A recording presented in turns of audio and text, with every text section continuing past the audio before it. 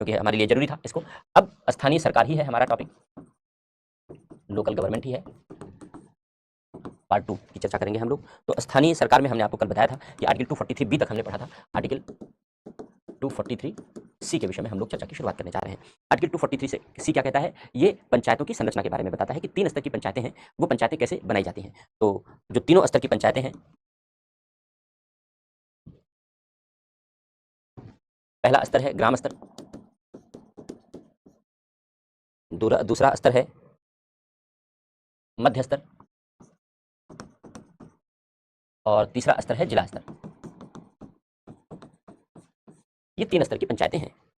अब ग्राम स्तर, मध्य स्तर और जिला स्तर नामकरण नहीं है कॉन्स्टिट्यूशन में। हमने कल आपको यह भी बताया था कि आप लोग पंचायत और नगरपालिका के क्वेश्चन के आंसर करते समय बहुत सावधान रहना है, क्योंकि हम जो प्रैक्टिस में देखते हैं, क्योंकि गांव में रहते हैं तो गांव में पंचायत की प्रैक्टिस देखते हैं, शहरों में रहते हैं तो नगरपालिकाओं की प्रैक्टिस देखते हैं। हम जो व्यवहार में प्रैक्टिस देखते हैं और जो कॉन्स्टिट्यूशन में लिखा है उसमें एक गैप है। गैप इसलिए है क्योंकि कॉन्स्टिट्यूशन में एक मोटी मोटी गाइडलाइन दी गई है, शेष राज्यों को जिम्मेदारी दी गई है कि वे कानून बनाएं और कानून बना करके प्रावधान करें। हमने कल आपको यह बताया था कि आपसे यूपीएससी में जो क्वेश्चन पूछे जाएंगे वो केवल और केवल कॉन्स्टिट्यूशनल प्रोविजन से पूछे जाएंगे, संविधान के प्रावधान से पूछे जाएंगे। आपके अलग अलग राज्यों में क्या क्या प्रैक्टिसेस हैं, इनसे क्वेश्चन नहीं आएंगे, नहीं पूछे जाएंगे। हमने ये बात आपको कल बताई थी। तो हम यहाँ पर केवल कॉन्स्टिट्यूशनल प्रोविजन को पढ़ रहे हैं, क्योंकि हमारा दायरा वही है पढ़ने और समझने का, क्वेश्चन भी वहीं से आते हैं। तो नामकरण नहीं है ग्राम स्तर की पंचायत, मध्य स्तर की पंचायत, जिला स्तर की पंचायत का, लेकिन कैसे गठन होगा ये कॉन्स्टिट्यूशन बताता है। आर्टिकल 243 कहता है कितने सदस्य होंगे ग्राम स्तर की पंचायत में, मध्य स्तर की पंचायत और जिला स्तर की पंचायत में, ये राज्य तय करेगा। राज्य इसलिए निर्धारित करेगा क्योंकि प्रत्येक राज्य की पॉपुलेशन अलग अलग है। उस पॉपुलेशन के आधार पर गांव में रहने वाले लोगों की संख्या अलग अलग है, और इसी आधार पर यह निर्धारित किया जाएगा कि किस ग्राम पंचायत का गठन कितनी पॉपुलेशन पर किया जाएगा, किस मध्य स्तर की पंचायत का गठन कितनी पॉपुलेशन पर किया जाएगा। ये सब कुछ निर्धारित किया जाएगा जनसंख्या के अनुसार, और प्रत्येक राज्य की जनसंख्या भिन्न भिन्न होती है, इसलिए सभी राज्यों के लिए ये यूनिफॉर्म डिस्ट्रीब्यूशन नहीं है, ये अलग अलग है, भिन्न भिन्न है। तो ग्राम स्तर की पंचायत में जितने सदस्य होंगे, कितने होंगे राज्य तय करेगा, अलग अलग जितने सदस्य होंगे उन सदस्यों का प्रत्यक्ष रूप से निर्वाचन होगा, प्रत्यक्ष रूप से निर्वाचित सदस्य होंगे। ग्राम स्तर पर प्रत्यक्ष रूप से निर्वाचित सदस्य होंगे। गांव को छोटे छोटे निर्वाचन क्षेत्रों में हम बांट देते हैं और वहां से एक एक सदस्य का चुनाव करते हैं। गांव के लोग चुनाव लड़ते हैं, जो ग्राम सभा के लोग हैं वो वोट देते हैं, क्योंकि ग्राम सभा इलेक्टोरल बॉडी है। गांव के जो मतदाताओं का समूह है उसी को ग्राम सभा कहते हैं। तो जिसने भी गांव में 18 वर्ष की उम्र पूरी कर ली वे सब ग्राम सभा के सदस्य हो जाते हैं अपने आप। तो मतदाता सूची में नाम है तो वे वोट डालते हैं, अलग से मतदाता सूची तैयार की जाती है। इलेक्शन कराने के लिए एक अलग संस्था बनाई गई है, स्टेट इलेक्शन कमीशन, उसके बारे में भी हम लोग आगे चर्चा करेंगे। तो स्टेट इलेक्शन कमीशन जो इलेक्शन कराएगा, गांव के लोग वोटिंग करेंगे और जितनी संख्या गांव के लिए निर्धारित की गई है उस ग्राम पंचायत के स्तर पर उतनी संख्या में लोगों को चुनकर भेजेंगे। सीधे तौर पर चुनाव होगा, प्रत्यक्ष इलेक्शन होगा, जैसे अभी लोकसभा का चुनाव हुआ है जून में, अभी जम्मू कश्मीर में परसों फर्स्ट फेज की वोटिंग हुई है, फिर आगे हरियाणा आदि की होनी है। तो इसे प्रत्यक्ष रूप से निर्वाचित सदस्य कहते हैं। तो सीधे जनता चुन करके गांव के स्तर पर लोगों को भेजेगी। इसके बाद जो मध्य स्तर है, मध्य स्तर की जो पंचायत है, इसमें कई तरह से लोग चुन करके आते हैं। पहला तो प्रत्यक्ष निर्वाचन द्वारा, जो सदस्य हैं वो प्रत्यक्ष निर्वाचन द्वारा, चुनाव सबका नॉर्मली एक साथ होता है, ब्लॉक लेवल के लोग मिलकर के चुनाव करेंगे और मध्य स्तर के लोग मिलकर के चुनाव करेंगे और उतने जितनी संख्या तय की गई, निर्धारित की गई उतनी संख्या में वोट करके लोगों को चुन लेंगे। इसके अलावा कुछ लोगों को आमंत्रित किया जाता है। 3 तरीके के लोग हैं जिनको आमंत्रित किया जाता है जब बैठकें बुलाई जाती हैं मध्य स्तर की, तब 3 प्रकार के लोगों को बैठकों में बुलाया जाता है। इसलिए बैठकों में भाग लें, बैठकों में अपने विचार रखें, जो निर्णय लिए जाने हैं उस निर्णय को अपने विचारों से प्रभावित करें, अपनी राय दें, इन सारी बातों के लिए। तो कौन से 3 लोग बुलाए जाते हैं? पहला, ग्राम स्तर की पंचायत के अध्यक्ष, ग्राम स्तर की पंचायत के अध्यक्ष। कैसे? देखो, मान लो ये एक जिला है, ये एक जिला है, जिले की बाउंड्री ऐसी ही होगी, टेढ़ी मेढ़ी सी। अब इस जिले में ये नगर है, ये शहर है, ये नगर है, यानी ये नगरीय क्षेत्र है, शहरी क्षेत्र है। अब इस नगरीय क्षेत्र के अतिरिक्त जितना एरिया है वो सब ग्रामीण क्षेत्र होगा। ये नगरीय क्षेत्र है, क्योंकि हर जिले में अगर आप देखो तो जिले की संरचना सामान्यतः ऐसी ही बनी होती है। शहर का हिस्सा बीच में होता है, लगभग बीच में, एग्जैक्टली बीच में नहीं, लगभग बीच में होता है। आसपास का एरिया ग्रामीण क्षेत्र होता है, ऐसा ही होता है। धीरे धीरे जो ग्रामीण क्षेत्र है वो आगे बढ़ते जाते हैं। जैसे जो नगर से लगा हुआ एरिया होता है वो ना तो शहर रह जाता है ना गांव रह जाता है, वो धीरे धीरे नगर बन रहा होता है और गांव से दूर हो रहा होता है। फिलहाल वो बात हम लोग बाद में चर्चा करेंगे। तो इस तरीके से ये जो जिला है, ये पट्टी है अलग, इस जिले में बहुत सारे गांव होंगे। बना दिया हमने भाई, एक गांव हो गए, दूसरे गांव हो गए, ये तीसरा गांव हो गया, ये चौथा गांव हो गया, ये पांचवा गांव, ये छठा गांव, ऐसे बहुत सारे गांव होंगे। किसी गांव की संख्या छोटी होगी, कोई गांव बहुत बड़ा होगा, सब समरूप तो होंगे नहीं, ऐसे ये सब गांव हो गए, जो पीले वाले हैं ये सब। इसी तरीके से बाकी हमने पूरा नहीं बनाया, इसी तरीके से ये गांव हो गए। अब ये पूरा जिले का ग्रामीण क्षेत्र है, ये जो पूरा हिस्सा है, चलो पूरा बना ही देता हूं।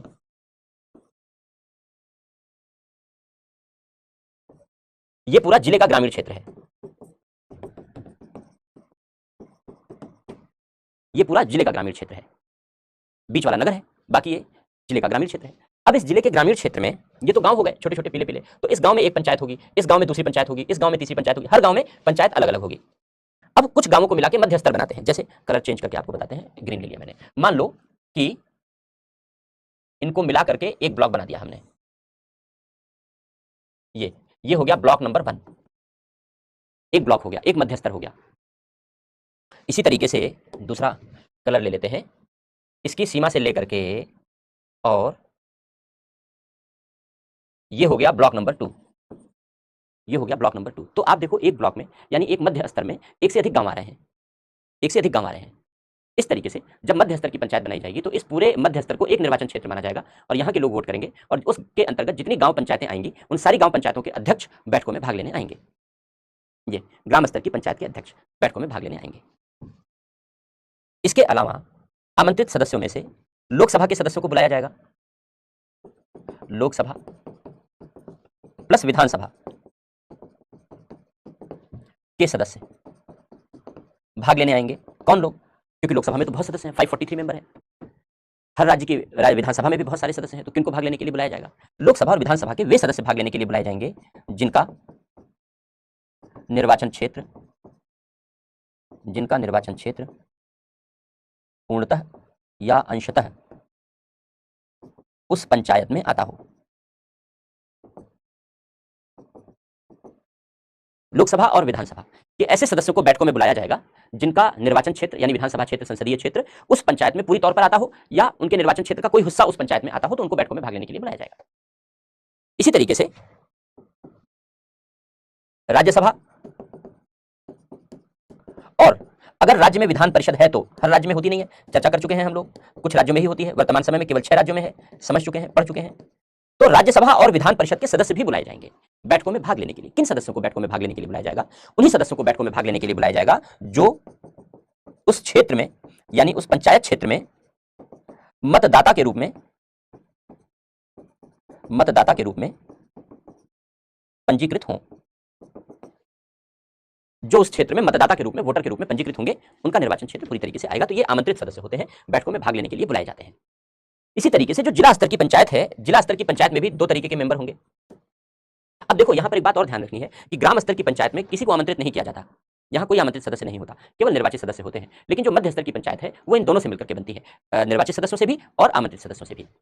इसी तरीके से जिला स्तर की जो पंचायत है, जिला स्तर की पंचायत क्या होगी? ये पूरे जिले के ग्रामीण क्षेत्र, नगर को छोड़ करके पूरे जिले का जो ग्रामीण क्षेत्र है उस ग्रामीण क्षेत्र के लिए होगी। पूरे जिले का जो ग्रामीण क्षेत्र है उस ग्रामीण क्षेत्र की पंचायत होगी, तो उसको जिला स्तर की पंचायत कहेंगे। और इस जिला स्तर की पंचायत में भी सदस्य प्रत्यक्ष रूप से चुने जाएंगे, सदस्य प्रत्यक्ष निर्वाचन के द्वारा, एक साथ इलेक्शन होता है नॉर्मली, और जनता, गांव की जनता, गांव पंचायत के सदस्य, मध्य स्तर की पंचायत के सदस्य और जिला स्तर की पंचायत के सदस्यों का चुनाव करती है। तो सदस्य प्रत्यक्ष निर्वाचन के द्वारा चुने जाएंगे। जो निर्वाचन का क्षेत्र है, इलेक्टोरल एरिया है, वो अलग अलग बांट दिया जाएगा जनसंख्या के अनुसार, जिस राज्य की जैसी जनसंख्या है और राज्य ने जिस प्रकार की व्यवस्था बना रखी है। इसके बाद यहां भी आमंत्रित सदस्य होंगे। यहां पर 3 प्रकार के आमंत्रित सदस्य होंगे, यहां भी ठीक उसी तरीके से होगा। जो पहला आमंत्रित सदस्य होगा यहां पर, वो होगा मध्य स्तर की पंचायत के अध्यक्ष। जो ब्लॉक लेवल की मध्य स्तर की पंचायत होगी उनके अध्यक्ष यहां बैठकों में भाग लेने के लिए बुलाए जाएंगे। और 2 चीजें वैसी ही हैं,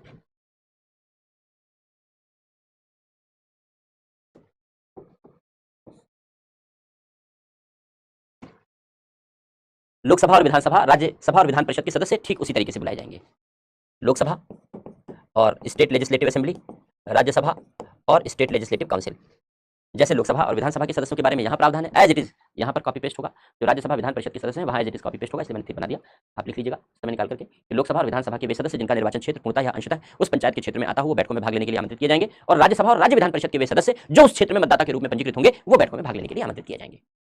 इस तरीके से पंचायतों की संरचना का प्रावधान किया गया है, ऐसे ही पंचायतों की संरचना निर्मित की जाएगी। तो अब ये हो गया पंचायत के सदस्यों का। अब हम बात करते हैं अध्यक्ष की। पंचायतों के अध्यक्ष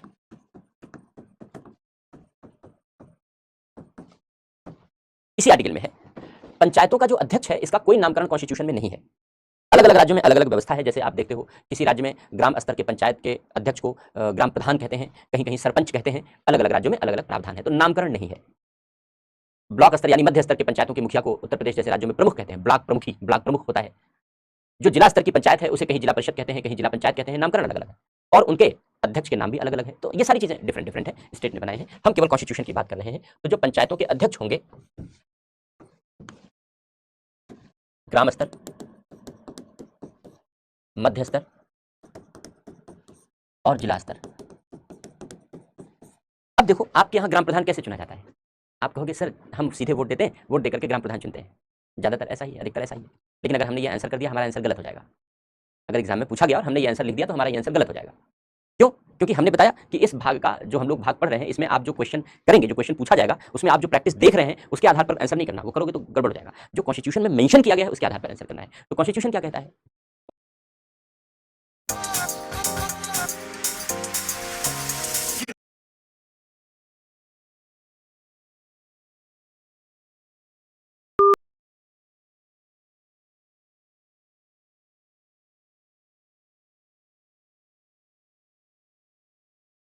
कॉन्स्टिट्यूशन कहता है कि ग्राम स्तर की पंचायत के अध्यक्ष का निर्वाचन कैसे होगा? राज्य विधानमंडल विधि बनाकर, कानून बनाकर निश्चित करेगा।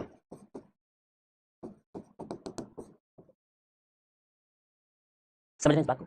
यह कह रहा है कि राज्य विधानमंडल कानून बनाएगा और कानून बना करके ये तय करेगा, कानून बना करके ये निश्चित करेगा कि जो ग्राम स्तर की पंचायतें हैं उन ग्राम स्तर की पंचायतों का मुखिया, जिसे आप ग्राम प्रधान कहते हो, सरपंच कहते हो, मुखिया कहते हो, कुछ भी कहते हो, अलग अलग राज्यों में अलग अलग नाम है।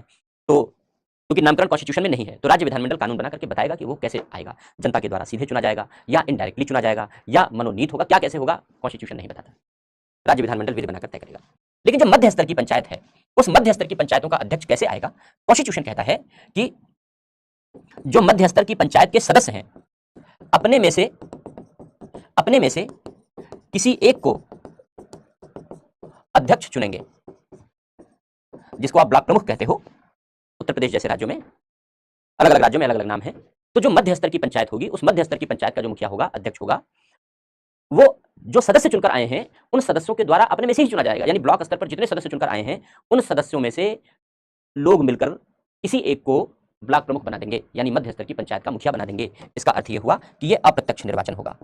तो कॉन्स्टिट्यूशन ये कहता है कि मध्य स्तर की पंचायत के जो मुखिया हैं उनका निर्वाचन अप्रत्यक्ष होगा, इनडायरेक्ट होगा, यानी जनता सीधे नहीं चुनेगी। इनडायरेक्ट का मतलब ये हुआ कि जनता सीधे नहीं चुनेगी, जो चुने गए सदस्य हैं वो चुनेंगे। और कौन लोग चुने जाएंगे? जो चुने गए सदस्य हैं उन्हीं में से किसी एक को चुना जाएगा। वही बात हो गई जैसे लोकसभा में स्पीकर कौन चुना जाता है? जो लोकसभा के निर्वाचित सदस्य हैं उन्हीं में से तो किसी एक को स्पीकर चुनते हैं लोकसभा के सदस्य मिलकर के। यही व्यवस्था पड़ी है हम लोगों ने, तो ठीक वैसी ही व्यवस्था है, समझ लो यहाँ पर। यही बात जिला स्तर पर रेप्लिकेट करती है कि जिला स्तर पर जो सदस्य चुनकर आते हैं, सदस्य अपने में से किसी एक को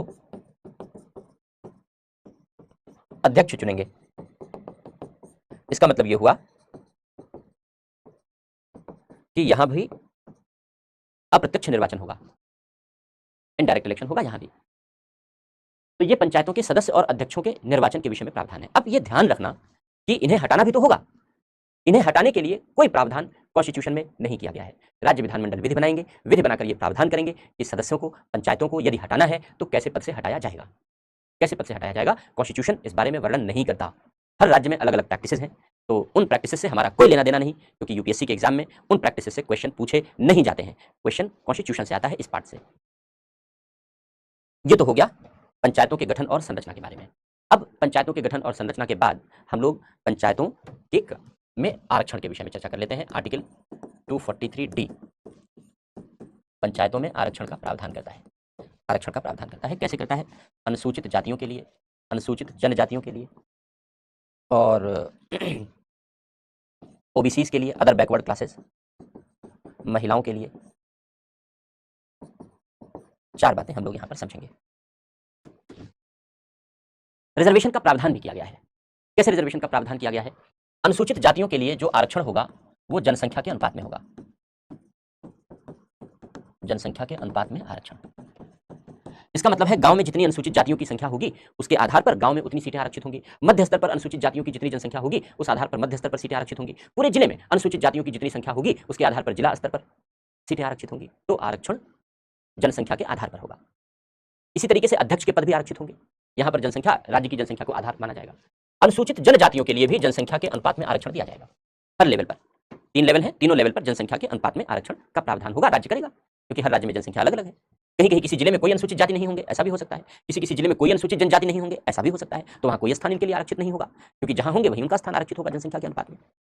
ओबीसी अतिरिक्त पिछड़े वर्ग, तो आप जानते हो इसलिए हमने हिंदी में लिखा नहीं पूरा, अतिरिक्त पिछड़ा वर्ग, अदर बैकवर्ड क्लासेस।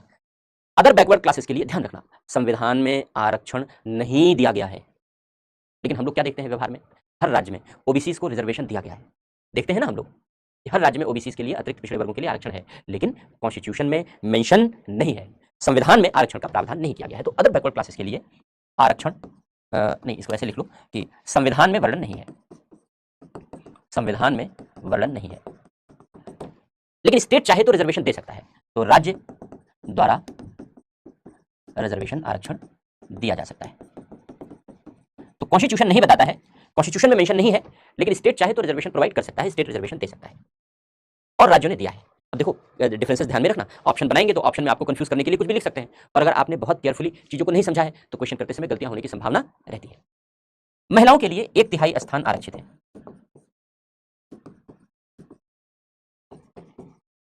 सभी वर्गों में एवं कुल स्थान में, कुल सीटों में। इसका मतलब क्या हुआ? इसका अर्थ ये हो गया कि महिलाओं के लिए जो 1/3 सीटों के रिजर्वेशन की बात की गई है, कि महिलाओं के लिए 1/3 सीटें रिजर्व की गई हैं।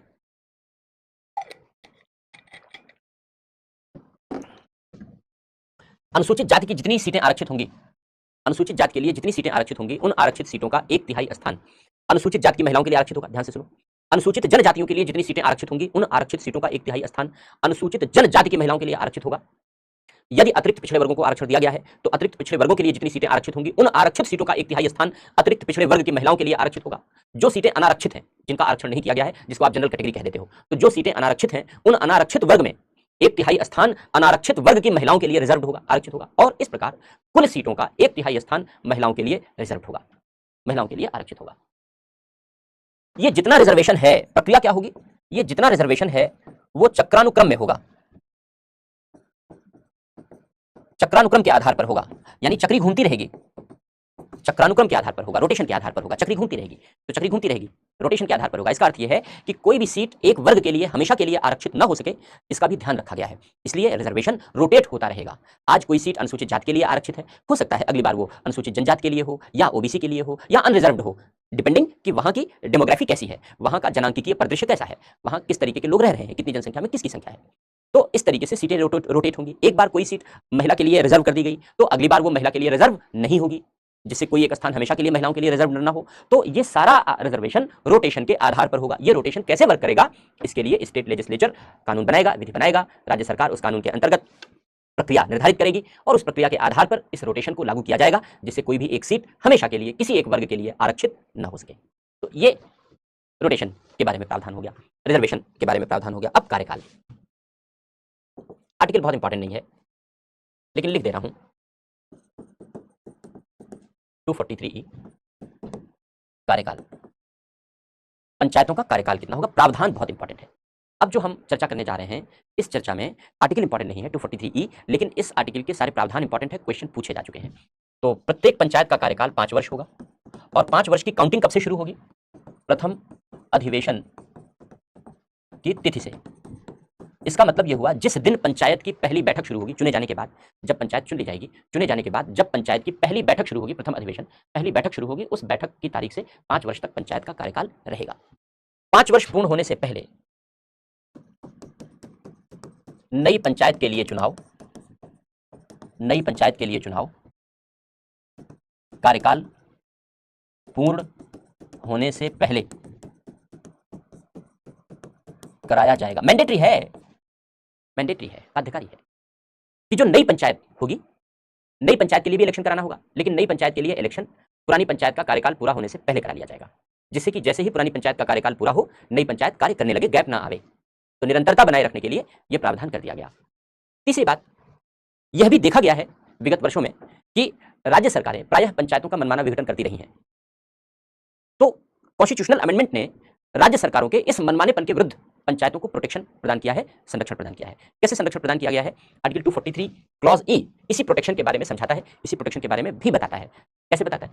यह कहता है कि सरकार तो विघटन कर सकती है, यानी पंचायत का विघटन अगर करना है, विघटन का अर्थ है, भंग करने का अर्थ है कि पंचायत के कार्यकाल को समाप्त घोषित कर देना, कि आज से पंचायत का कार्यकाल खत्म किया जाता है।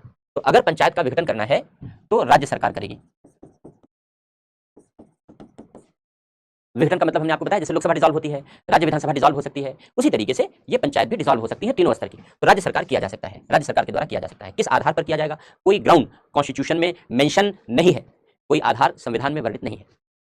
इसका मतलब है कि राज्य सरकारें मनमाने तरीके से विघटित कर सकती हैं, लेकिन न करने पाए इसके लिए एक शर्त है। अगर कर भी दे तो वो शर्त फॉलो होगी। क्या शर्त फॉलो होगी? कि विघटन के बाद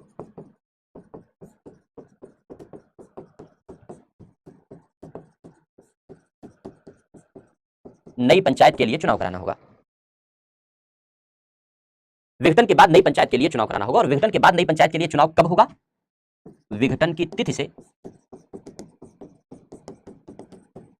6 माह के भीतर, 6 महीने के भीतर होगा। और 6 महीने की काउंटिंग कब से होगी? 6 महीने की काउंटिंग होगी विघटन की तारीख से। जिस तारीख को पंचायत को विघटित किया गया है, पंचायत को भंग किया गया है, उस तारीख से 6 महीने के भीतर नई पंचायत के लिए चुनाव संपन्न कराना होगा। विघटन के तारीख से 5 वर्ष के 6 माह के भीतर चुनाव संपन्न कराना होगा। अब जब चुनाव संपन्न होगा, नई पंचायत गठित होगी, तो प्रश्न ये उत्पन्न होता है कि नई पंचायत का कार्यकाल कितना होगा? क्या पूरे 5 साल होगा या बचे हुए कार्यकाल के लिए होगा? तो विघटन की तिथि से 6 माह के भीतर होगा चुनाव। और इस तरीके से जो नई पंचायत बनेगी 6 माह के भीतर चुनाव से, उस नई पंचायत का जो कार्यकाल है शेष अवधि के लिए होगा, शेष अवधि के लिए होगा। जितना बचा हुआ कार्यकाल है केवल उस बचे हुए कार्यकाल के लिए नई पंचायत कार्य करेगी। लेकिन यहां पर एक बात और ध्यान रखनी है। यदि, इसलिए मैं इसको दूसरे कलर से लिख देता हूं, यदि शेष अवधि यानी बची हुई अवधि, पंचायत की बची हुई अवधि, यदि शेष अवधि 6 माह से कम है तो पूरे 5 वर्ष का कार्यकाल होगा। अगर पंचायत की अवधि जिसमें पंचायत भंग की गई, अगर पंचायत की अवधि 6 महीने या 6 महीने से ज्यादा है तो पंचायत शेष कार्यकाल के लिए काम करेगी। लेकिन अगर जिस समय पंचायत भंग की गई, अगर पंचायत की अवधि 6 महीने से कम बची है, 6 माह से कम बची है, तो पंचायत केवल और केवल शेष कार्यकाल के लिए काम नहीं करेगी, बल्कि पंचायत पूरे 5 साल के लिए काम करेगी। पंचायत का कार्यकाल पूरे 5 वर्ष होगा। ये क्वेश्चन पूछे गए हैं क्योंकि थोड़ा सा कंफ्यूजन की गुंजाइश रहती है यहाँ पर, इसलिए यूपीएससी ने इस आर्टिकल पर, हमने बताया आर्टिकल नंबर इंपॉर्टेंट नहीं है, लेकिन ये प्रावधान बहुत इंपॉर्टेंट है। इन प्रावधानों पर प्रश्न पूछा जा चुका है, क्वेश्चन आ चुका है। ये कार्यकाल हो गया। अब इसमें नोट एक लिख लेते हैं हम लोग। वैसे आर्टिकल है 243F, उसकी आर्टिकल बिल्कुल भी इंपॉर्टेंट नहीं है, दूर दूर तक इंपॉर्टेंट नहीं है। निर्वाचन हेतु न्यूनतम आयु, लोकसभा का सदस्य बनने के लिए जो मिनिमम एज है, विधानसभा का सदस्य बनने के लिए जो मिनिमम एज है वो 25 ईयर्स है, पढ़ा है हम लोगों ने। राज्यसभा का सदस्य और विधान परिषद का सदस्य बनने के लिए जो एज है मिनिमम वो 30 ईयर्स है। और पंचायत का सदस्य बनने के लिए जो मिनिमम एज है वो 21 ईयर्स है। पंचायत और नगरपालिका के लिए मिनिमम 21 ईयर है। ठीक है। अब हम लोगों ने पंचायतों की संरचना के बारे में ज्यादा से ज्यादा जानकारी अर्जित कर ली। ये वो जानकारियां हैं जो हमारे कॉन्स्टिट्यूशन में दी गई हैं। हमने पहले भी बताया है कि हमें वो जानकारियां नहीं पढ़नी है जो आपके राज्य में प्रचलन में है, हमें वो जानकारियां पढ़नी है जो हमारे कॉन्स्टिट्यूशन में आर्टिकल 243 से लेकर के 243 ओ के बीच बताई गई, वर्णित की गई हैं। हम लोगों ने इन सारी बातों को पढ़ लिया। कल हमने इसलिए क्लास छोटी रखी थी क्योंकि ये टेक्निकल चीज़ें थी और जाहिर सी बात है कि आपका सॉफ्टवेयर हैंग कर जाता समझने में, तो कुछ लोगों को आज भी दिक्कत हुई होगी क्योंकि तकनीकी चीज़ें। वैसे मुझे नहीं लगता कि इसमें कोई दिक्कत की बात है। सिविल सर्वेंट बनने के बाद इन्हीं सारी चीज़ों को लागू करना पड़ता है, इन्हीं सारे प्रावधानों को लागू करना पड़ता है, तो इसमें कोई ऐसी डिफिकल्ट चीज़ नहीं है जो समझ में ना आने वाली हो, लेकिन फिर भी अपना अपना कंसंट्रेशन लेवल है। अब इसके बाद पंचायतों के अधिकार व उत्तरदायित्व, आर्टिकल 243 जी में दिए गए हैं। आर्टिकल बहुत ज्यादा इंपॉर्टेंट नहीं है, लेकिन हाँ ठीक है, जानना चाहिए हमें। आर्टिकल 243 जी में पंचायतों के अधिकार और उत्तरदायित्व दिए गए हैं और इसके अंतर्गत 11वीं अनुसूची जोड़ी गई है। इस 11वीं अनुसूची में 29 विषय लिखे गए हैं। उन 29 विषयों पर, जैसे कृषि है, लघु उद्योग है, सिंचाई है, शिक्षा है, स्वास्थ्य है, साफ सफाई है, मवेशियों का प्रबंध है, बाजार मेलों प्रदर्शनियों का प्रबंध है इत्यादि, ऐसे सारे विषय 11वीं अनुसूची में शामिल किए गए। हमने जो बेयर एक्ट अपलोड किया है आपके ग्रुप पर, आप उस बेयर एक्ट में जाकर के 11th शेड्यूल देख सकते हो, पढ़ सकते हो। एक बार पता होना चाहिए कि गांव को क्या अधिकार दिए गए हैं, पंचायतों को क्या अधिकार दिए गए हैं, ये जानकारी होनी चाहिए। तो एक बार अवश्य जाकर के देख लेना, हो सकता है भविष्य में कभी क्वेश्चन भी बन जाए, इससे पूछे जाए, इसलिए आप इन्हें अवश्य देख लेना कि 11th शेड्यूल में कौन कौन से विषय सम्मिलित किए गए हैं, कौन कौन से टॉपिक शामिल किए गए हैं। तो 11वीं अनुसूची में 29 सब्जेक्ट है, और इन विषयों के अतिरिक्त, इनके अतिरिक्त विषय राज्य द्वारा सौंपे जा सकते हैं। अगर मान लो विकास करना है, नियोजन करना है, डेवलपमेंट और प्लानिंग से रिलेटेड, विकास एवं नियोजन, नियोजन का मतलब है योजनाएं बनाना, लागू करना, डेवलपमेंट एंड प्लानिंग, तो डेवलपमेंट एंड प्लानिंग से रिलेटेड कोई भी विषय राज्य इन्हें अतिरिक्त रूप से सौंप सकता है, जिन विषयों का वर्णन यहाँ पर नहीं किया गया है आर्टिकल 243G के अंतर्गत 11वीं अनुसूची में। अब पंचायतों को अधिकार तो दे दिए गए, लेकिन पंचायतें अपने अधिकार के आधार पर कार्य तभी कर पाएंगी जब पंचायतों को पैसा मिले, फंड मिले, फंड भी तो चाहिए, तो फंड का प्रबंध भी कर दिया गया। कैसे किया गया? वित्त, फाइनेंस, पंचायतों का वित्त, आर्टिकल 243H। आर्टिकल 243H पंचायतों के वित्त के बारे में बताता है कि पंचायतों के पास पैसा कहां से आएगा। यह कहता है कि राज्य विधानमंडल पंचायतों को करारोपण यानी कर लगाने, उद्ग्रहित करने यानी वसूलने, विनियोजन करने यानी व्यय करने, खर्च करने का अधिकार दे सकता है। इसका अर्थ यह हुआ कि पंचायतें किन विषयों पर कर लगाएंगी, किन विषयों पर कर को वसूल सकती हैं, खर्च कर सकती हैं, इन सारे विषयों के प्रबंध में, इन सारे विषयों के संदर्भ में राज्य विधानमंडल विधि बनाएगा, और राज्य विधानमंडल विधि बना करके कानून करेगा। विमा मतलब विधानमंडल, तो विधानमंडल कानून बना करके, क्योंकि विधानमंडल कानून ही बनाता है, कानून बनाने वाली संस्था है, कानून बना करके ये कार्य कर सकता है। दूसरी बात, राज्य द्वारा पंचायतों को, सभी स्तर की पंचायतों को, ग्राम स्तर, मध्य स्तर, जिला स्तर, राज्य द्वारा पंचायतों को सहायता एवं अनुदान दिया जाएगा। तो राज्य सरकारें पंचायतों को सहायता और अनुदान देंगी। कैसे देंगी सहायता और अनुदान, इसके बारे में हम लोग आगे चर्चा करेंगे। और अलग से, पृथक रूप से पंचायत निधियों की स्थापना की जाएगी। पंचायत फंड का गठन अलग से किया जाएगा, पंचायत निधियों की स्थापना अलग से की जाएगी। तो राज्य द्वारा पंचायतों को सहायता अनुदान दिया जा सकता है, पंचायत निधियों की अलग से स्थापना की जा सकती है। ये बातें आर्टिकल 243H में है। ये बातें जो हमने अभी दो बातें पढ़ी हैं, इन दो बातों को आपको इसलिए भी याद रखना आवश्यक है, और आर्टिकल सहित याद हो जाए तो अच्छा है, क्योंकि मेन एग्जामिनेशन में भी इनको लिखने की आवश्यकता पड़ती है। इन आर्टिकल्स को मेन एग्जामिनेशन में भी लिखने की जरूरत होती है। आर्टिकल 243G, 243H आवश्यकता के अनुसार अगर मेन एग्जामिनेशन में क्वेश्चन आता है तो इसका अच्छा इंपैक्ट पड़ता है इन दोनों आर्टिकल्स का। अब कैसे राज्य द्वारा पंचायतों को सहायता अनुदान दी जाएगी, किन विषयों पर राज्य के द्वारा पंचायतों को कर लगाने का अधिकार दिया जाएगा, ये कैसे तय हो, ये निर्णय कैसे लिया जाए, इस निर्णय को लेने के लिए बच्चों वित्त आयोग बनाया गया है। आर्टिकल भी बहुत इंपॉर्टेंट है। 243I के अंतर्गत वित्त आयोग है। अब देखो, एक वित्त आयोग की चर्चा हम लोगों ने की थी आर्टिकल 280, वो वित्त आयोग भारत सरकार का वित्त आयोग है, और यह वित्त आयोग राज्य का वित्त आयोग है, राज्य का है। जो आर्टिकल 280 के अंतर्गत हम लोगों ने वित्त आयोग पढ़ा है, वो सिफारिश करता है कि भारत सरकार की आय का राज्यों के बीच बंटवारा कैसे हो, और भारत की सरकार राज्यों को सहायता और अनुदान कैसे दे, वो इस बारे में सिफारिश करता है। और हम जिस वित्त आयोग की चर्चा यहां करने जा रहे हैं, वो राज्यों का वित्त आयोग है। वो राज्यों और पंचायतों के बारे में, राज्यों और नगरपालिकाओं के बारे में, इन चीजों के लिए बनाया गया वित्त आयोग है। तो क्या प्रावधान किया गया है वित्त आयोग के बारे में? ये प्रति 5 वर्ष या उससे पूर्व राज्यपाल द्वारा गठन, राज्य का राज्यपाल गठन करेगा, राज्य विधानमंडल बताएगा कैसे गठन होगा, राज्यपाल गठन करेगा, और यह वित्त आयोग राज्यपाल को सिफारिश देगा। किन विषयों पर सिफारिश देगा? नंबर 1, राज्यपाल को किन विषयों पर सिफारिश देगा? नंबर 1 बात कि राज्य की आय का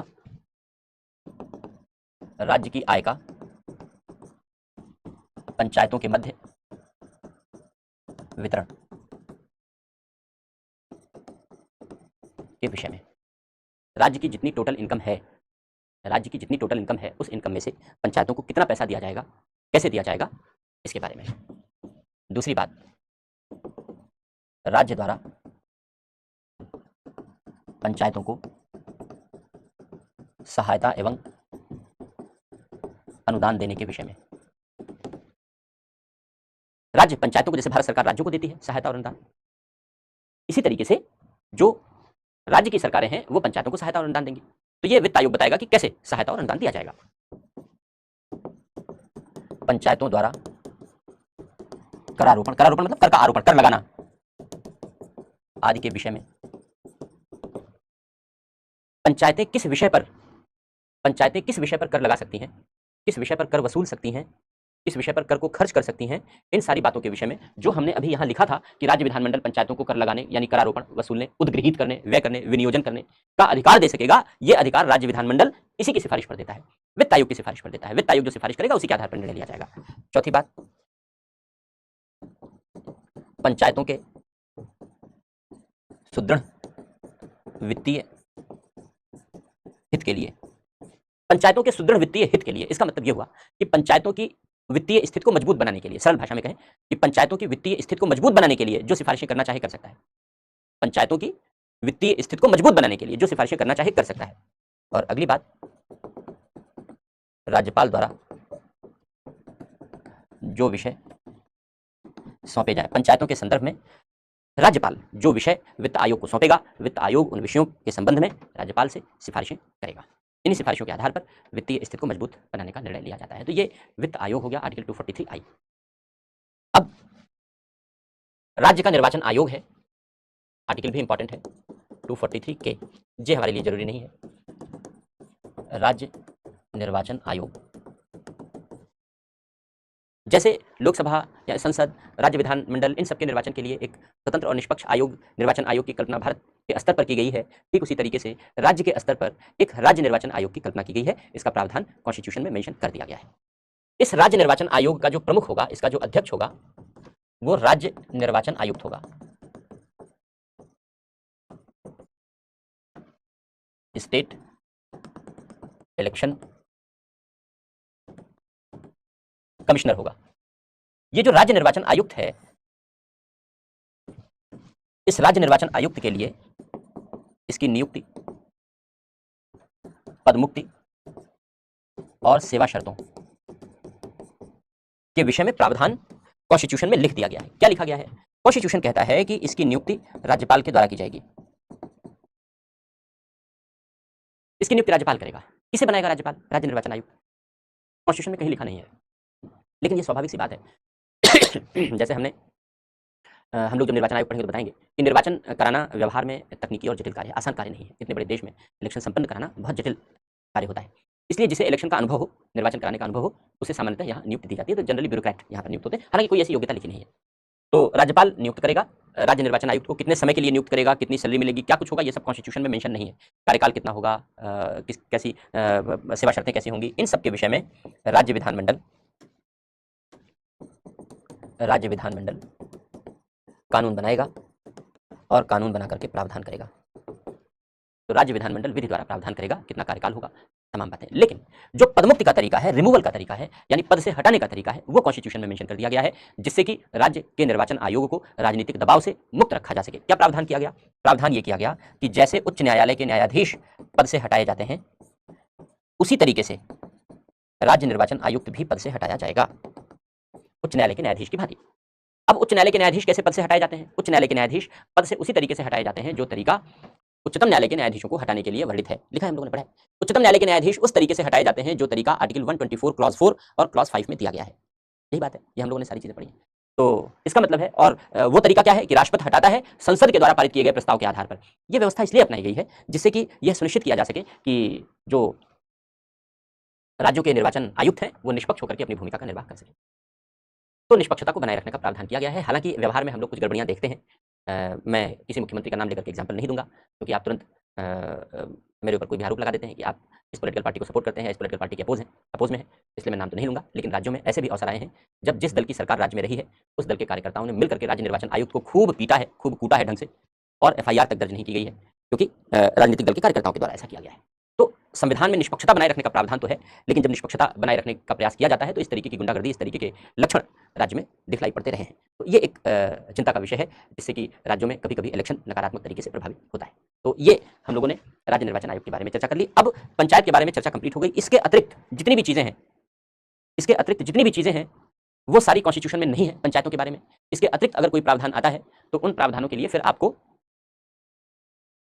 ये मानकर चलिए कि वो स्टेट के स्पेसिफिक प्रावधान है, राज्य के अपने खुद के प्रावधान है, उससे क्वेश्चन नहीं आएंगे, क्वेश्चन इसी दायरे में से आएगा, क्वेश्चन इसी दायरे में से पूछा जाएगा। तो बाकी एग्जाम्पल मैंने दे दिया राज्य निर्वाचन आयुक्त की, थोड़ा सा लिखा भी देंगे जब वो करते हैं तो, लेकिन नाम नहीं बताएंगे क्योंकि हमने बताया, हमने देखा अब पढ़ाना आजकल बड़ा दुष्कर हो गया, बड़ा कठिन काम हो गया है, क्योंकि आपको उदाहरण भी सोच समझ कर देना पड़ता है, क्योंकि ऐसे बच्चे हैं जो उदाहरण में राजनीति, जाति, धर्म खोजने लगते हैं, और मजे की बात यह है कि वो तुरंत आरोप लगा देते हैं, लगे मुझ पर आरोप, लिखित आरोप लगाया गया है मेरे ऊपर, लिख करके भेज दिया गया, तो मैंने अब उदाहरण देने बंद कर दिया, मैं क्या करूँ, मजबूर हो गया मैं आपको इस तरीके से खुलकर नहीं पढ़ा सकता, खुलकर इसलिए नहीं पढ़ा सकता क्योंकि मैं जो एग्जाम्पल देता हूँ उन एग्जाम्पल में आप राजनीति, धर्म और जाति खोजने लगते हैं, क्यों, क्योंकि आपकी परवरिश उस वातावरण में हुई है, तो अब उसमें मैं कुछ नहीं कर सकता उसमें मेरा कोई रोल नहीं है, लेकिन हाँ ये बात अवश्य है कि अब आप इस सत्य और इस तथ्य से वंचित रह जाएंगे कि वो घटना कब, कहाँ, कैसे घटी, मैं नहीं बताऊंगा। अब मुझे पता है कि जब मैं चैट ऑन करूंगा तो आप मुझसे क्वेश्चन पूछेंगे, लेकिन मैं नहीं बताऊंगा क्योंकि अब बड़ा नुकसान उठाना पड़ता है। बच्चे तो ट्विटर पर ट्वीट कर देते हैं, मैंने देखा, न कोई और न कोई छोर, न मेरा किसी धर्म से लेना देना, न मेरा किसी जाति से लेना देना, न मेरा किसी राजनीतिक दल से लेना देना, मतलब ये मैं इस बात को, और मेरे घर वाले इस बात को बहुत अच्छी तरीके से जानते हैं कि मैं इस बारे में कितना निष्पक्ष हूँ, लेकिन हाँ जहाँ किसका सपोर्ट करना है, किसकी आलोचना करनी है, मैं तर्क के आधार पर करता हूँ। लेकिन बच्चों को तर्क से क्या मतलब, उन्हें तो जो उनकी पृष्ठभूमि है वो अपनी पृष्ठभूमि के आधार पर सोचते हैं, अगर जातिगत है तो जाति के आधार पर, धर्मगत है तो धर्म के आधार पर, राजनीति से जुड़े हैं तो राजनीति के आधार पर मेरी रिटर्न कंप्लेंट कर देते हैं कि ये जो टीचर हैं ये इस धर्म की बुराई कर रहे थे या इस धर्म की, मैं तो फैक्ट बता रहा हूँ, मैं तो तथ्य बता रहा हूँ, और पता चला आपने तो क्या फायदा। अब तो सोशल मीडिया प्लेटफॉर्म है, आप सोशल मीडिया प्लेटफॉर्म पर तुरंत एक्टिव हो जाते हैं, सोशल मीडिया वाले तो आपसे कहेंगे नहीं कि तुम मुझे सबूत ला के दो कि इस टीचर ने किसी धर्म को या जाति को या राजनीतिक दल को बुरा भला कहा है, वो तो कौवा कान ले गया वाली स्थिति है, कहावत है ना, कौवा कान ले गया सोशल मीडिया प्लेटफॉर्म पर, तो आपने लिखा और लोग कौवे के पीछे पड़ गए, अपना कान नहीं ढूंढ रहे हैं, तो आजकल तो यही स्थिति है, तो मैं नाम नहीं लेकर बताऊंगा आप। तो ये हम लोगों ने पंचायती राज की व्यवस्था में के बारे में चर्चा कर ली। अब अपवाद है कुछ, भाग 9 के अपवाद।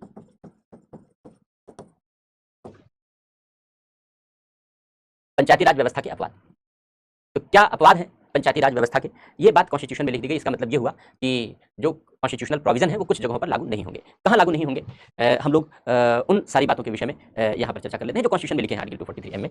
पहली बात, 5वीं अनुसूची, 6ठी अनुसूची, नागालैंड, मेघालय और मिजोरम, मणिपुर के पर्वतीय क्षेत्र, क्योंकि मणिपुर के पर्वतीय क्षेत्रों में पर्वतीय परिषदें काम करती हैं, पहले से पर्वतीय परिषदें काम करती हैं। दार्जिलिंग के पर्वतीय क्षेत्र, जो दार्जिलिंग के पर्वतीय क्षेत्र है वहां पर गोरखालैंड परिषद काम करती है, गोरखालैंड परिषदें काम करती हैं, ज्यादा नाम नहीं लूंगा क्योंकि उसमें भी तुम कुछ खोज लोगे, कोई ना कोई खोज लेगा, तो इसलिए मैं इतना ही लिख रहा हूँ। दार्जिलिंग के पर्वतीय क्षेत्र बहुत समझ के लिखना और पढ़ाना पड़ेगा, हालांकि कोई ऑप्शन में भी ये बात शामिल की जा सकती है, लेकिन मुझे तो लिखने में सावधानी बरतनी पड़ेगी कि जो कॉन्स्टिट्यूशन में लिखा है वो भी सोच सोच के पढ़ाऊँ। अरुणाचल प्रदेश में अनुसूचित जाति का आरक्षण, अभी किसी बच्चे ने ट्वीट कर दिया था मेरे खिलाफ, अरुणाचल प्रदेश में अनुसूचित जाति का आरक्षण, तो ये और अपने ही क्लास का बच्चा है और मेरे ऑप्शन का भी बच्चा है, मजेदार बात ये है कि केवल जीएस का ही नहीं है, मेरे ऑप्शन का भी बच्चा है। तो अरुणाचल प्रदेश में अनुसूचित जाति का आरक्षण, तो ये ऐसी जगहों पर ये सारी चीजें पार्ट 9 के अपवाद हैं, इतनी जगहों पर भाग 9 के प्रावधान लागू नहीं होंगे। अब अगर यहां पर लागू करना है तो 5वीं और 6ठी अनुसूची के क्षेत्र में संसद कानून बना करके लागू कर सकती है, तो संसद ने एक कानून बनाया है जिसको पेशा कहते हैं, और बाकी क्षेत्रों में अगर लागू करना है तो उस राज्य का विधानमंडल निर्णय ले सकता है और उस राज्य का विधानमंडल लागू करने के लिए कदम उठा सकता है। तो ये भाग 9 के अपवाद हो गए, ये पंचायती राज व्यवस्था के विषय में हम लोगों ने चर्चा कर ली, पार्ट 9 कंप्लीट हो गया। अब पार्ट 9 के बाद हम लोग नगर पालिका, म्यूनिसिपैलिटी, भाग 9A,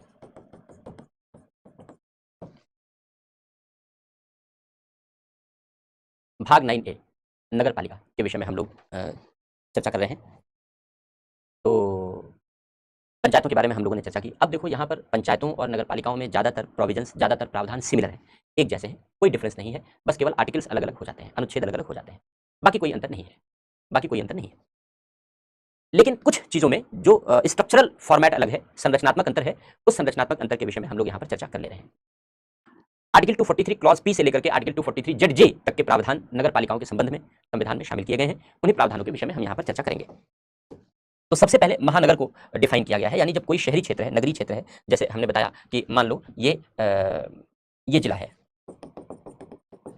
ये जिले का नगर है, ये नगर है, तो बाकी ये ग्रामीण क्षेत्र है,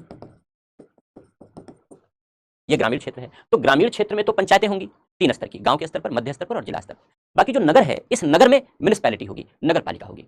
अब ये नगर पालिका कैसे होगी, इसके लिए नगरीय क्षेत्र को अलग अलग भागों में बांटा जाता है। जैसे महानगर हो गया, महानगर हो गया, मेट्रोपॉलिटन एरिया हो गया। महानगर उसे कहते हैं जिसकी पॉपुलेशन 10 लाख या उससे अधिक हो।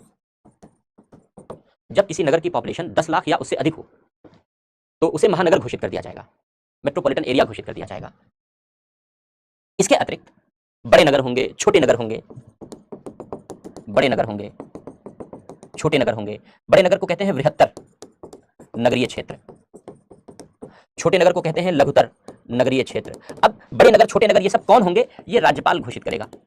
राज्यपाल द्वारा तय किया जाएगा कि बड़े नगर कौन से होंगे, छोटे नगर कौन से होंगे, महानगर कौन सा होगा। ये सारी चीजें जब इस बात को निर्धारित किया जाएगा तो इसके लिए राज्य विधानमंडल विधि बनाएगा, राज्य विधानमंडल कानून बनाएगा। उस कानून के अंतर्गत सब कुछ तय होगा, और उस कानून के अंतर्गत सब कुछ तय होगा तो यह तय किया जाएगा कि भाई उस क्षेत्र की जनसंख्या कितनी है, जनघनत्व कितना है, गैर कृषि कार्य में लगे हुए लोगों की प्रतिशतता कितनी है इत्यादि। इन सारी बातों के आधार पर यह निष्कर्ष निकाला जा सकता है कि किसे बड़ा नगर माना जाएगा, किसे छोटा नगर। जैसे उत्तर प्रदेश बहुत बड़ी जनसंख्या वाला राज्य है, तो यहाँ जो बड़े नगर हैं उनकी पॉपुलेशन ज्यादा होगी।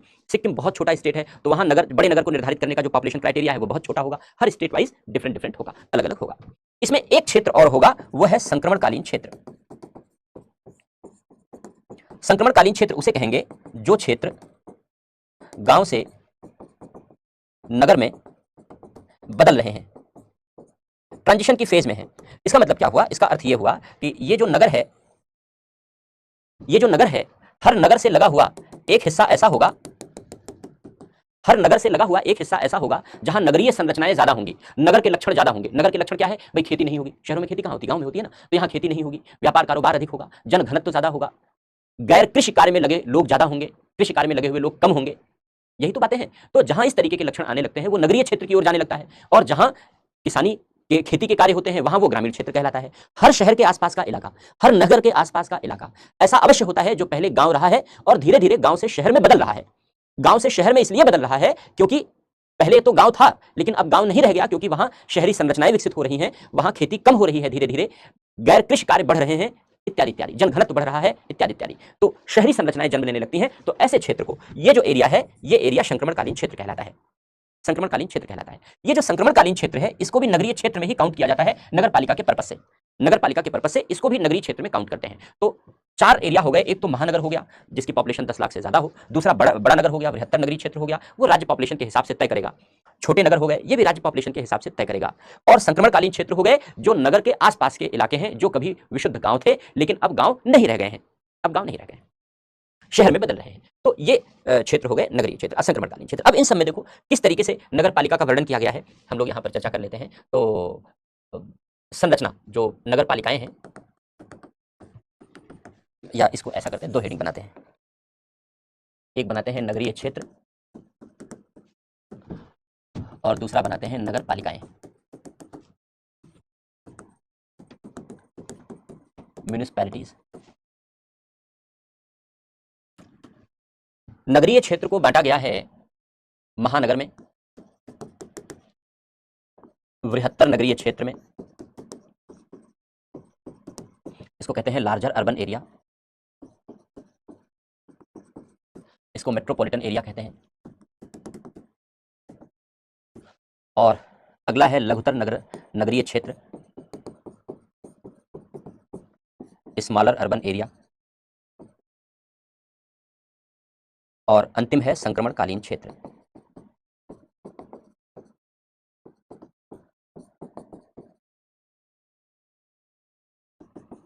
Transitional area. अब 4 तरीके के नगरीय क्षेत्र हो गए बच्चों। इन 4 तरीके के नगरीय क्षेत्रों में देखो 3 तरीके की नगर पालिकाएं हैं, यानी 3 प्रकार की म्युनिसिपैलिटीज का वर्णन यहां पर किया गया है। इन दोनों के लिए एक, इसके लिए एक और इसके लिए एक, 3 नगर पालिकाएं। कौन कौन सी नगर पालिकाएं हैं? जो महानगर और बृहत्तर नगरीय क्षेत्र में जो नगर पालिका काम करेगी उसको कहेंगे नगर निगम, म्युनिसिपल कारपोरेशन, इसको म्युनिसिपल कारपोरेशन कहेंगे। जो लघुतर नगरीय क्षेत्र में नगर पालिका काम करेगी उसको कहेंगे नगर पालिका परिषद,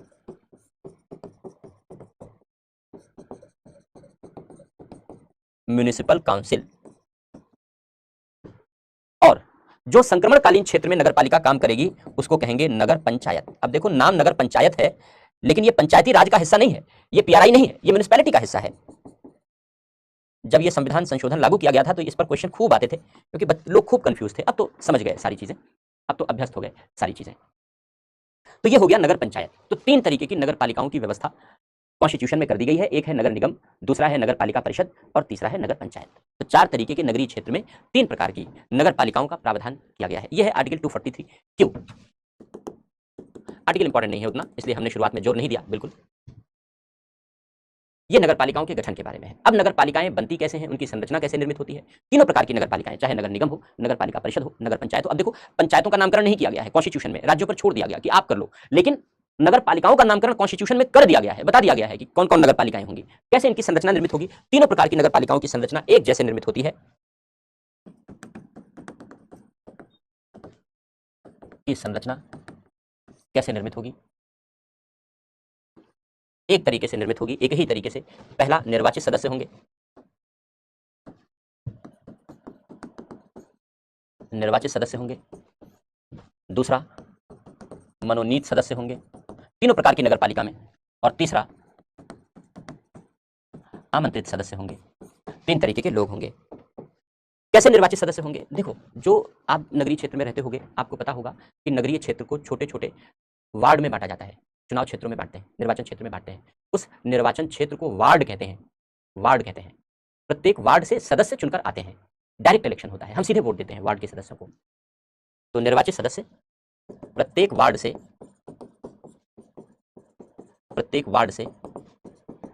प्रत्यक्ष निर्वाचन द्वारा हर वार्ड से हम अपना एक प्रतिनिधि चुन करके भेजते हैं, जिसको हम कभी कभी पार्षद कहते हैं, कभी कभी सभासद कहते हैं, कभी कभी कारपोरेटर कहते हैं। अलग अलग राज्यों में अलग अलग नामों से उन्हें पुकारते हैं। फिलहाल ये नामकरण कॉन्स्टिट्यूशन में नहीं है, जितना कॉन्स्टिट्यूशन में हम केवल उतना लिख रहे हैं बस, क्योंकि क्वेश्चन हमने पहले ही बताया केवल उसी पार्ट से आएगा। तो प्रत्येक वार्ड से प्रत्यक्ष निर्वाचन के द्वारा। बाकी जो मनोनीत सदस्य हैं राज्यपाल द्वारा मनोनीत किए जाएंगे, राज्यपाल द्वारा मनोनीत किए जाएंगे। किन्हें मनोनीत किया जाएगा? पहला, जिन्हें नगर पालिका प्रशासन का ज्ञान या अनुभव है। जिन लोगों को नगर पालिका प्रशासन का ज्ञान या अनुभव है, उन लोगों में से चुन करके उन लोगों को राज्यपाल मनोनीत कर सकता है। कितने लोग चुने जाएंगे, कितने लोग मनोनीत किए जाएंगे? देखो, ये बच्चों हर राज्य की जनसंख्या के आधार पर तय होगा, क्योंकि राज्यों की जनसंख्या भिन्न भिन्न है, इसलिए हर राज्य में इन सारी चीजों के लिए अलग अलग प्रावधान किए जाएंगे। दूसरा, नगरीय प्रबंध हेतु विधानमंडल द्वारा बनाई गई समिति के अध्यक्ष। नगरों के प्रबंध के लिए अगर विधानमंडल ने, राज्य के विधानमंडल ने कोई कमेटी बनाई है, तो उस कमेटी के अध्यक्ष को भी मनोनीत किया जा सकता है, जैसा व्यवस्था राज्य में कर दिया जाए। लेकिन यहां ध्यान रखना है, वार्ड समिति को छोड़कर। वार्ड समिति क्या होती है वो अभी बताते हैं आपको। ये आर्टिकल 243 आर पढ़ रहे हैं हम लोग, उतना इंपॉर्टेंट नहीं है आर्टिकल, प्रावधान इंपॉर्टेंट है। आमंत्रित सदस्य कौन होंगे? वही 2 प्रकार के प्राणी, लोकसभा और विधानसभा के सदस्य, जिनका निर्वाचन क्षेत्र पूर्णतः, पूरी तौर से या अंशतः, आंशिक तौर पर उस नगर पालिका में आता हो।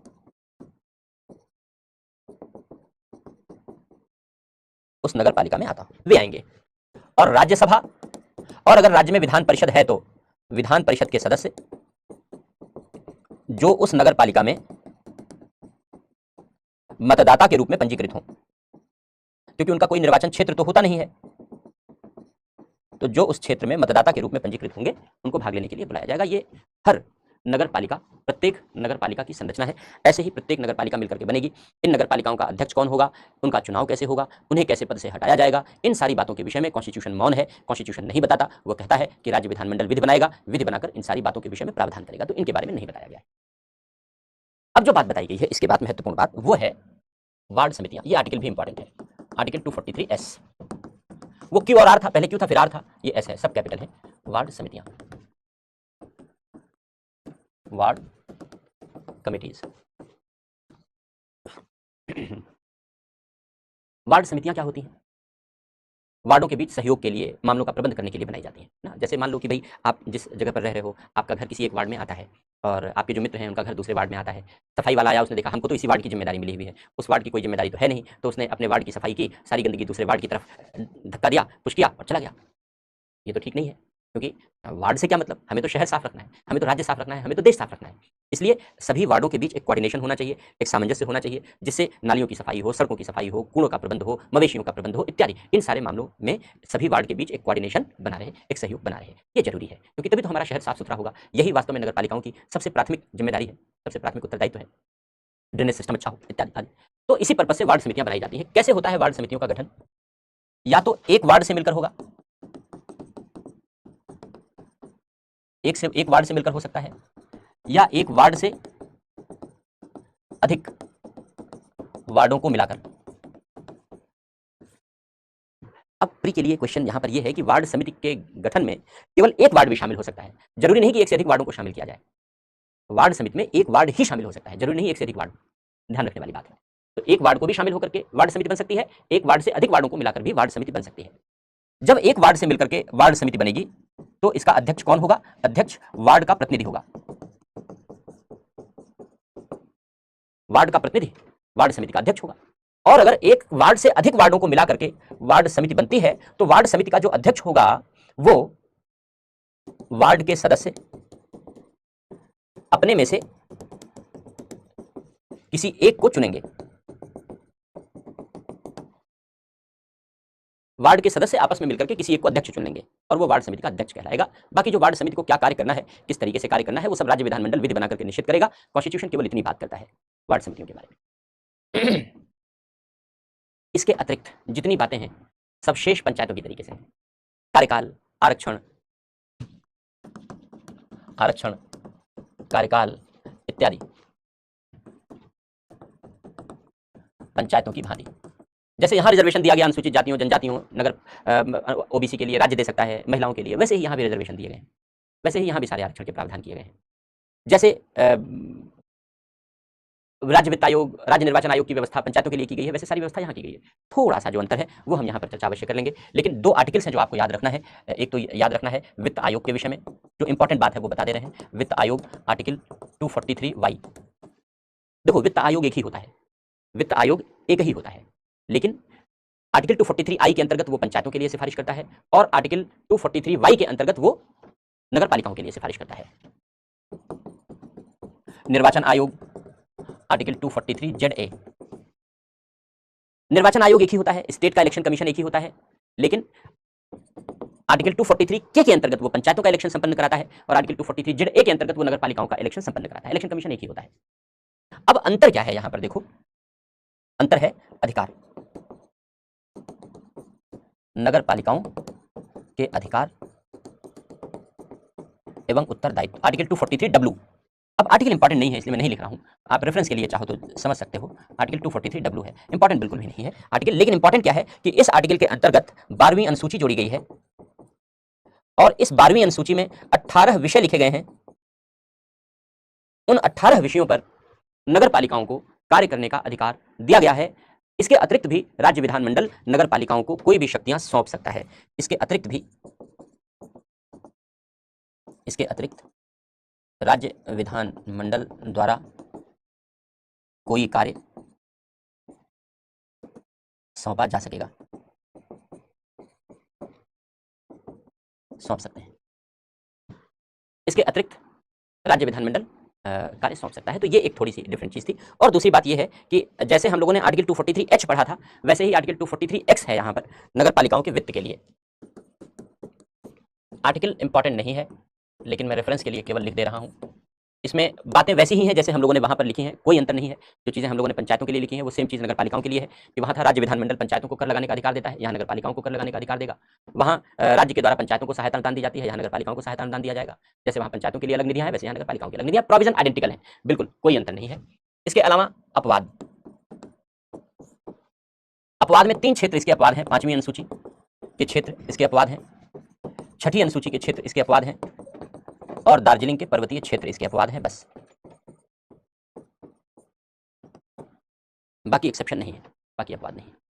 तो ये हम लोगों ने पंचायतों और नगरपालिकाओं के विषय में प्रावधानों की चर्चा कर ली है। ये डिस्कशन पूरा का पूरा प्री से रिलेटेड था, मेन एग्जामिनेशन से रिलेटेड कोई डिस्कशन नहीं था। कॉन्सेप्ट समझे, आर्टिकल समझे, जो प्री में आते हैं, पूछे गए हैं विगत वर्षों में। कल हम लोगों का जो डिस्कशन होगा वो मेन स्पेसिफिक डिस्कशन होगा कि इस टॉपिक से रिलेटेड मेन एग्जाम में जो क्वेश्चन आते हैं। अब आप चैट ऑन कर